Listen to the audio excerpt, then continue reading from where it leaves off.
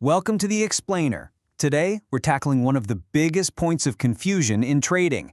What's the difference between a random wick on a chart and a real intentional liquidity sweep? Get this right, and honestly, the way you see the market is going to completely change. So let's just start with the number one rule, right out of the gate. Not every wick is a liquidity sweep. And if you trade every single one like it is, well, you're probably just getting trapped over and over again. You see it all the time, right?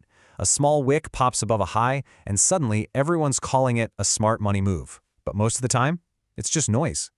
So the big question is, how in the world do you tell the difference between random market noise and actual institutional intent?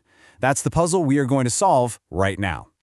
Okay, so the very first thing we have to do is make a big mindset shift. We need to stop thinking about price rejecting a level and start thinking about price collecting orders.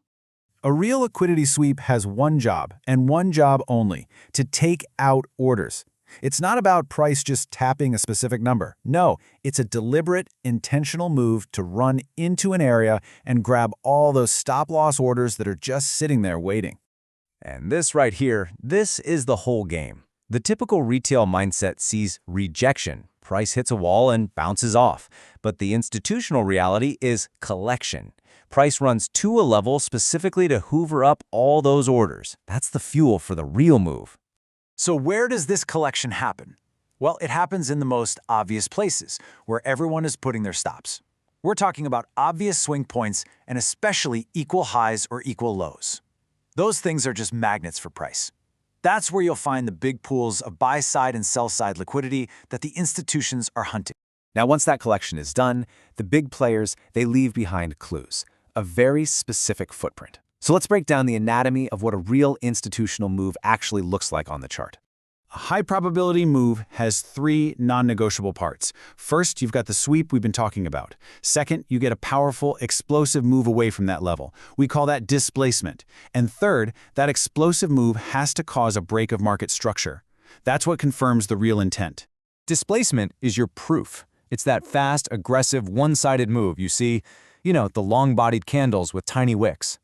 This is the visual evidence that a huge amount of capital just got dumped into the market, and it often leaves behind an imbalance, like a fair value gap. And let's quickly clear something up that trips up a lot of traders. A break of structure, or a BOS, basically confirms that the current trend is still in play. But a change of character, or a CHOCH, that's your early warning sign that the whole trend might be about to reverse. They're not the same thing.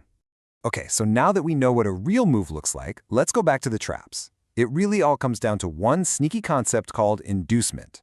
Inducement is a trap. It's that simple.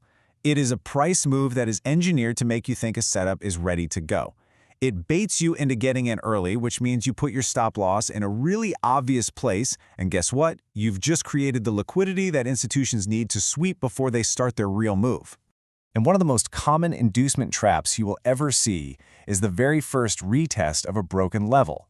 The institutions love to use this to grab liquidity. That's why the real signal, the one with the higher probability, is often the second retest. So how much higher is that probability? Well, according to one analysis, 78%. Yep, that's the reported success rate of just waiting for the second retest. By being patient, you're letting the market shake out all the early impatient people before you ever put your capital on the line. All right, so let's put all these pieces together into a complete high-probability sequence that you can actually start looking for on your own charts. Here's the playbook. First, price sweeps a major liquidity pool, what we call external range liquidity. Second, you wait.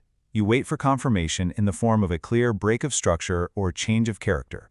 And third, price will often pull back to a point of interest, like an order block or a fair value gap. That becomes your potential entry zone.